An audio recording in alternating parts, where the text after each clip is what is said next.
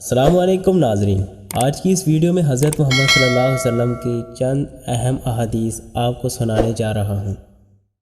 رسول اللہ صلی اللہ علیہ وسلم نے فرمایا، اللہ عز و جل کے نزدیک تمہارے ناموں میں سے زیادہ پسندیدہ نام عبداللہ اور عبد الرحمن ہے۔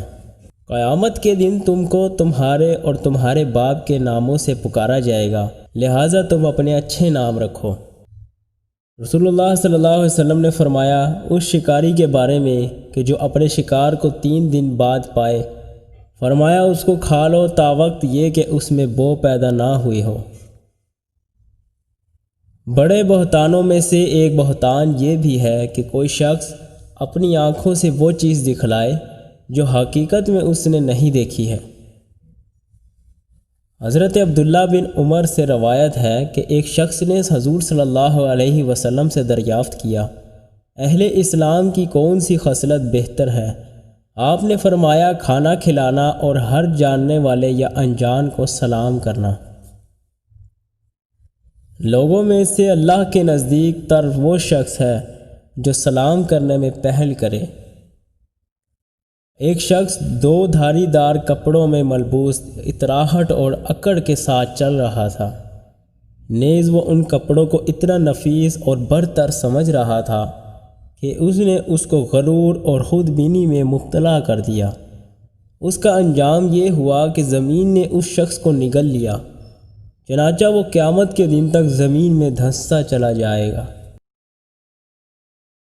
جب تم میں سے کسی شخص کو جمائی آئے تو اسے چاہیے کہ وہ اپنا ہاتھ اپنے منہ پر رکھ لے، کیونکہ شیطان اگر منہ کو کھلا ہوا پاتا ہے تو اس میں گھس جاتا ہے۔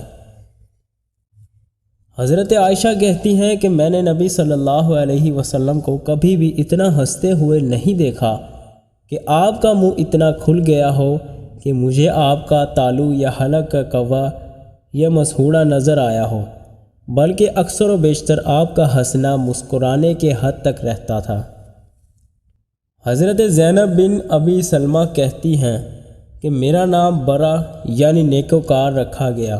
رسول اللہ صلی اللہ علیہ وسلم نے فرمایا اپنے نفس کی تعریف نہ کرو، کیونکہ تم میں جو نیکوکار ہے اس کو اللہ تعالیٰ خوب جانتا ہے، اس بچی کا نام زینب رکھو۔ حضرت ابو ہریرہ رضی اللہ تعالیٰ عنہ کہتے ہیں کہ جب حضور صلی اللہ علیہ وسلم کرتا پہنتے، دائیں طرف سے پہلے پہننا شروع کرتے۔ قیامت کے دن سب لوگوں سے زیادہ سخت عذاب ان لوگوں کو ہوگا جو تخلیق میں اللہ تعالیٰ کی مشابہت اختیار کرتے ہیں۔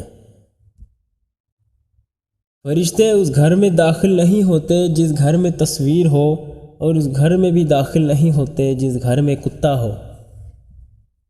نبوت کے آثار میں سے اب کچھ باقی نہیں رہا علاوہ مبشرات کے۔ صحابہ نے یہ سن کے عرض کیا کہ مبشرات سے کیا مراد ہے؟ آپ صلی اللہ علیہ وسلم نے فرمایا اچھے خواب ہر بیماری کی دوا ہے، لیکن جب وہ بیماری کے موافق ہو جاتی ہے تو بیمار خدا کے حکم یعنی اس کی مشیت اور ارادہ سے اچھا ہو جاتا ہے۔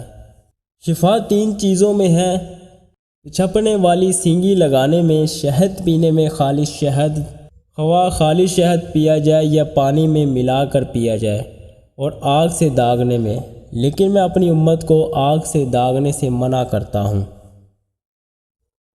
سیاہ دانہ شام کے وقت کے علاوہ ہر بیماری کا علاج ہے۔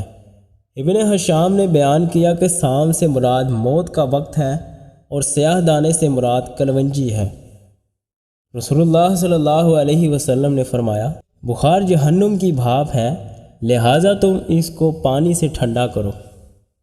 اگر آپ کو آج کی ہماری یہ ویڈیو پسند آئی ہے تو ہمارے چینل کو لازمی سبسکرائب کر لیں تاکہ اسی طرح کی مزید اچھی ویڈیوز آپ تک ملتی رہے۔ ہماری نیکسٹ ویڈیو تک کے لیے اللہ حافظ، اپنا خیال رکھیے گا۔